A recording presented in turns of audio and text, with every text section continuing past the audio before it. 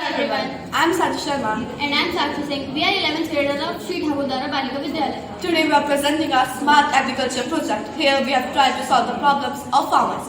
Farmers often face difficulty in preserving their livestock and crops from the wild animals, and traditional fencing methods can be ineffective and expensive. In order to solve this problem, we have made this simple buzzer fencing system. This is based on simple electronic connection. The circuit is powered by a 9-volt battery.